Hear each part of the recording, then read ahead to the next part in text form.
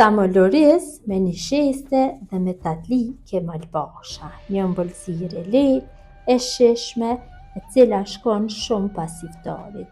Besoj se kam ju pëlqyer receta kur ta shihni videon në vazhdim. Filloj me përgatitjen e këtij tamolorizi. Është një tamoloriz i cili dallon nga tamolorizi tradicional sepse përgatitet me një sheste dhe sipër i vendoset tatli kemalpasha. Në fillim morim një gotë, e mbushim me orez, gota 200 ml. Këto mosa janë për 6 persona. Orizi duhet jetë i kokër së rrumbullak, nuk duhet jetë kokër gjatë. E morim e hedhim në një kullojse, pasi e kam pastruar mirë, tash e bëjmë larjen e orizit mirë dhe e kulloj. Kam bërë larjen mirë të orizit dhe kam kullu. E hedhi në një tenxhere të lloji që nuk nxehet.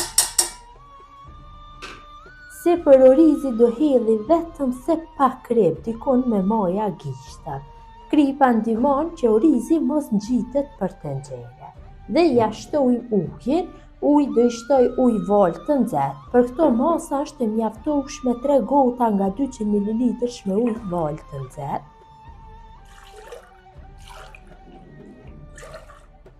Dhe gota e tretë. Tenxherën tash e vendosi në zjarr dhe i zi zjarrin dhe në temperaturë mesatare e zi masën derisa të shtërrët uji duke e përzier vazhdimisht.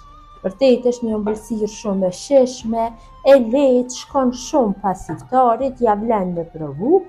Patjetër duhet të qëndroni afër zjarrit kur bëni zirjen e orizit kështu me ujë, sepse shumë shpejt e merr ujin.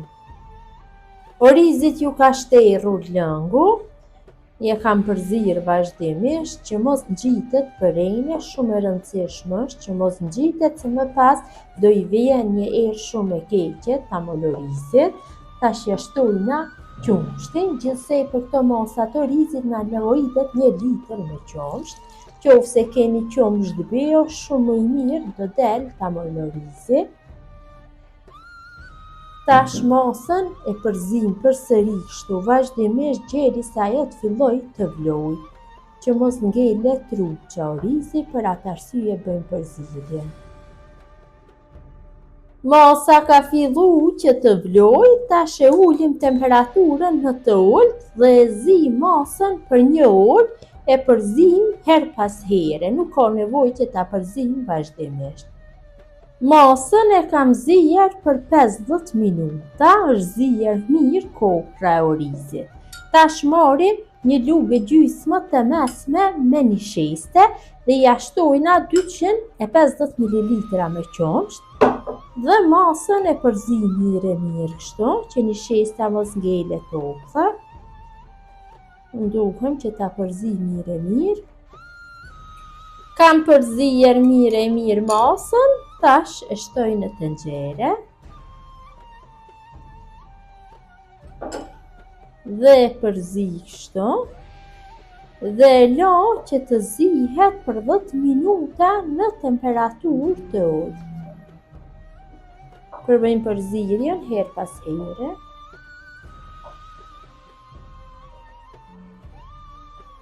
Kam zirë mosën rreth 10 minuta, pasi ja kam shtu në shestën. Tash ja shtoj një gotë 200 ml me sheqer, mund t'i shtoni sheqer sipas dëshirës, dhe një vanilë sheqeri për aromë. Tash e përzina mosën, kështu, dhe zi për 5 minuta duke e përzier vazhdimisht.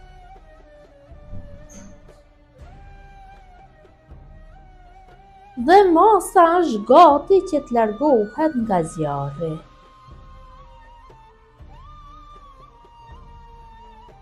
Dhe tamolorizin kështu vol të nxehtë e kalojmë në përpjatat ku të bëjmë servimin, sepse kur të ftohet nuk mund të kalohet në përpjata, i jepet forma ashtu e enës ku qëndron.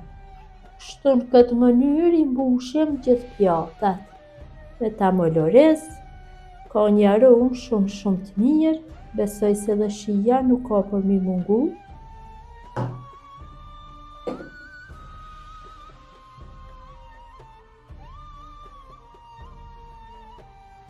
Kam mbushur pjatat me tamolores, tash e lën të ftohet në frigorifer së paku për 2 orë dhe do jetë gati për konsumim.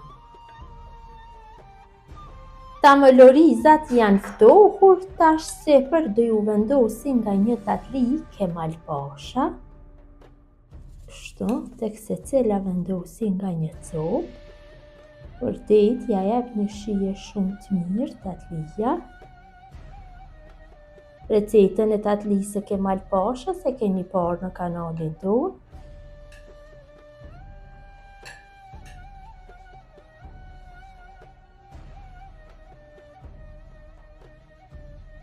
Ja hedhi nga pak shërbet.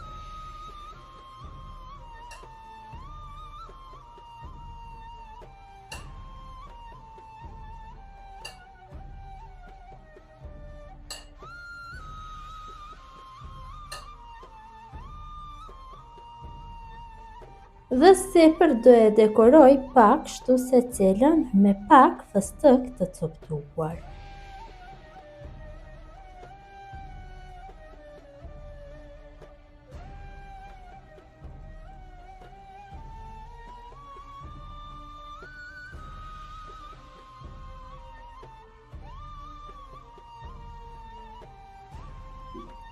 Tamolorizat janë gati për konsumim. Gjithë ju motra që përgatisni në këtë mënyrë tamoloriz me një shesë dhe me tatli kemal pasha ju bëft mirë.